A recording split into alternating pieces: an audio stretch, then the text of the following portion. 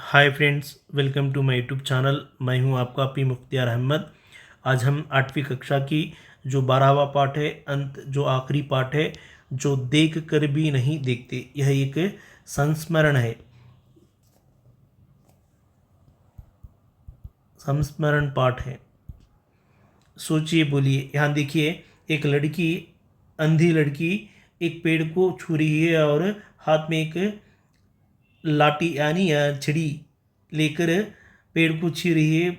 जो पड़ोस में नदी बह रही है, इस तरह का चित्र। और इसी तरह नीचे भी देखेंगे। सोचिए, बोलिए। यहाँ देखिए, एक विकलांग, नहीं है दिव्यांग कहते हैं प्रस्तुत। विकलांग नहीं कहना चाहिए, दिव्यांग कहकर बुलाना चाहिए। यह दिव्यांग यानी विकलांग अपने मुंह से एक चित्र, हाथी का चित्र पेंटिंग कर रहा है। यहाँ देखिए चित्र में क्या क्या दिखाई दे रहा है। चित्र में एक दिव्यांग यानी विकलांग दिखाई दे रहा है, ब्रश दिखाई दे रहा है, एक चित्र बना रहा है। उस चित्र का नाम है हाथी पेंटिंग ब्रश। इस तरह के बालक क्या कर रहा है? यह दिव्यांग हाथी का चित्र बना रहा है। बालक के बारे में 2 वाक्य बताइए।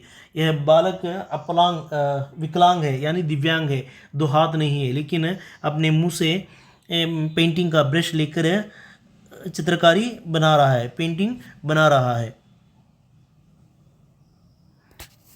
यहाँ देखिए, विषय प्रवेश। जीवन में अपने लक्ष्य तक पहुँचने के लिए दृढ़ इच्छा शक्ति और कठिन परिश्रम की आवश्यकता पड़ती है। जीवन में अपने लक्ष्य तक पहुंचने के लिए दृढ़ इच्छा शक्ति और कठिन परिश्रम की आवश्यकता पड़ती है। कई लोग ऐसे भी हैं जो शारीरिक अक्षमता के बावजूद संघर्ष और कठिन परिश्रम के कारण परिश्रम करके अपने लक्ष्य तक पहुंचते हैं। शारीरिक अक्षमता का अर्थ है जो शरीर में कोई ना एक अंग नहीं रहता, जो हाथ पैर आंख कान इस तरह जो गवा चुके थे, जो जन्म से रहता है, बीच में एक्सीडेंट की वजह से एक भाग निकल जाता है। ऐसे व्यक्तियों को हम विकलांग कहते हैं। अब प्रस्तुत दिव्यांग कहते हैं। यहाँ शारीरिक अक्षमता जो नहीं, एक भाग ना रहने पर भी वह संघर्ष और परिश्रम के कारण अपने लक्ष्य को पहुँचते हैं। आत्मविश्वास से अपने जीवन को सफल बनाते हैं। आइए इस पाठ में ऐसी ही एक महान लेखिका के बारे में हम जानेंगे जो देख कर भी नहीं देखते। यह पाठ है। उस पाठ के बारे में, एक लेखिका के बारे में संस्मरण के रूप में दिया गया है। उस पाठ के विषय को हम जानेंगे। जो देख कर भी नहीं देखते। कभी कभी मैं अपने मित्रों की परीक्षा लेती हूँ, यह जानने के लिए कि वे क्या देखते हैं। हाल ही में मेरी एक प्रिय सहेली जंगल की सैर करके वापस लौटी। मैंने उनसे पूछा, आपने क्या क्या देखा? यहाँ लेखिका अपने प्रिय सहेली से पूछती है, आप जंगल की सैर कर रहे थे, उस जंगल में क्या क्या देखा है? अब और उस सहेली का उत्तर इस तरह आता है, कुछ खास तो नहीं। उनका जवाब था, मुझे बहुत आश्चर्य नहीं हुआ, क्योंकि मैं अब इस तरह के उत्तरों की आदत हो चुकी हूँ। यानी लेखिका इसके पहले जो भी सहेली या दूसरों से सुनकर इस तरह के उत्तरों से वह अचकन नहीं हुई, आश्चर्यचकित नहीं हुई। इस तरह के उत्तर सुन चुकी है। मेरा विश्वास है कि जिन लोगों की आंखें होती है वे बहुत कम देखते हैं। यहाँ लेखिका कहती है, जो मानव जो संपूर्ण रूप से रहता है और देखने और सुनने, शारीरिक रूप से कोई अक्षमता नहीं रहती, ऐसे मनुष्य के बारे में लेखिका कहती है, मेरा विश्वास है कि जिन लोगों की आंखें होती है वे बहुत कम देखती है। यानी हम सब आंख से देखते हैं, हम सबको यहाँ लेखिका कहती है। क्या यह संभव है कि भला कोई जंगल में घंटा भर घूमे और फिरे भी कोई विशेष चीज़ ना देखे? यहाँ लेखिका कहती है, अंधी होने के कारण कहती है, 1 घंटा जंगल में घूमने के बाद भी कोई विशेष चीज़ हमारी आंखों की नज़र के सामने नहीं आती। मुझे कुछ भी दिखाई नहीं देता, फिर भी सैकड़ों रोचक चीज़ें मिल जाती हैं जिन्हें मैं छू कर पहचान लेती हूँ। मैं भोजपत्र के पेड़ की चिकनी छाल को भी छूकर पहचान लेती हूँ।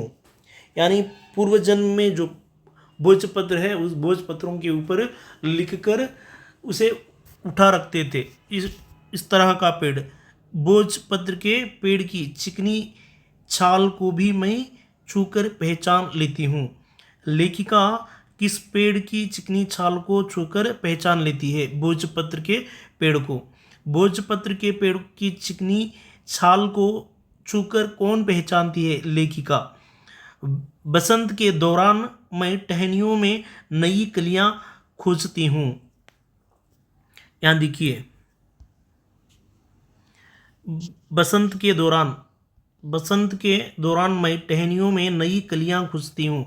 वसंत ऋतु तरवाता टहनियाँ कुम्मलू, ब्रांचेस ई कुम्मलू, यह कलियां खोजती हूँ। मुझे फूलों की पंखुड़ियाँ छूने और उनकी घुमावदार बनावट महसूस करने में बहुत आनंद मिलता है। यानी వర్షాకాలం తర్వాత వసంతకాలం వస్తుంది. ఆ వసంతకాలం తర్వాత పూలు పండ్లు వికసిస్తాయి. అలాంటి ఈ చెట్లని అలాంటి దృశ్యాలని నేను తాకినప్పుడు నాకు చాలా ఆనందం వేస్తుంది. इस दौरान मुझे प्रकृति के जादू का कुछ एहसास होता है. कभी जब यहाँ देखिए, कभी अल्पविराम जब मैं खुश नसीब होती हूँ तो टहनी पर हाथ रखते ही किसी चिड़िया के मधुर स्वर कानों में गूंजने लगते हैं. जब टहनिया यानी जो కుమ్మల్ని తాకినప్పుడు అలాంటి సందర్భంలో పక్షుల మధురమైనటువంటి శబ్దం నాకు వినపడుతుంది. అలాంటి సందర్భంలో నేను చాలా సంతోషిస్తాను. इस तरह लेखिका यहाँ महसूस करती है. आगे देखेंगे. यहाँ देखिए, अपनी अंगुलियों के बीच झरने के पानी को बहते हुए महसूस कर मैं आनंदित हो उठती हूँ. यहाँ देखिए, इस जो पानी जा रहा है उस पानी को नीचे, यहाँ नीचे चित्र दिया गया है इस लाइन का, इस पंक्ति का जो चित्र, अपनी अंगुलियों के बीच झरने के पानी को बहते हुए महसूस कर मैं आनंदित हो उठती हूँ. यहाँ देखिए, जो लेखिका जो झरना यानी पानी के जो बहता है उस पानी को छूकर आनंदित महसूस करती है. मुझे चिड़ की फैली पंक्तियाँ या घास का मैदान किसी भी महंगे कालीन से अधिक प्रिय है. यानी हम जहाँ पानी के झरने रहते हैं, पानी का दृश्य रहते हैं, उस दृश्य के पास पेड़ भी रहते हैं या नीचे घास भी रहता है. इस तरह का घास मुझे अधिक प्रिय लगता है और इस घास को महंगे कालीन यानी कारपेट, महंगे कालीन का अर्थ है कारपेट. हम जो भी अपने घरों में कारपेट डालते हैं शादी और कुछ फंक्शन में, नीचे लाल रंग का, हरा रंग का जो कारपेट डालते हैं आर्टिफिशियल का, उससे ज़्यादा प्रिय लगता है. बदलते हुए मौसम का सुंदर दृश्य मेरे जीवन में एक नया रंग और खुशियाँ भर जाता है. यहाँ देखिए, मौसम का सुंदर दृश्य मेरे जीवन में एक नया रंग और खुशियाँ भर जाता है. कभी कभी मेरा दिल इन सब चीज़ों को देखने के लिए मचल उठता है. इस तरह दृश्य हम जब भी जो बारिशों के दिनों में या बारिश के बाद के दिनों में हम घूमने जाएंगे, इस तरह के आनंद को अनुभूति को हम पा सकते हैं. जैसे झरना है, उसी तरह जो भी आम का बगीचा हो सकता है, यानी दूसरे बगीचे भी हो सकते हैं. अगर मुझे इन चीज़ों को सिर्फ छूने भर से इतनी खुशी मिलती है तो उनकी सुंदरता देखकर तो मेरा मन मुग्ध ही हो जाएगा. यहाँ लेखिका अंधे होने के कारण सिर्फ छूकर आनंद लेती है, लेकिन अपने आंख रहने पर किस तरह देख सकती है उसकी खुशी यहाँ महसूस करती है. यहाँ कहती है सिर्फ छूने से इतनी खुशी मिलती है तो उनकी सुंदरता देखने से मेरा मन मुग्ध कैसा बनेगा. कभी कभी जो विंटर सीजन में जो आइस नज़र आती है। उसी तरह हम क्या बोलते हैं, मंचू, उदाहरण के लिए ऊटी, कोडाईकनाल, हासली हिल्स, अरकू।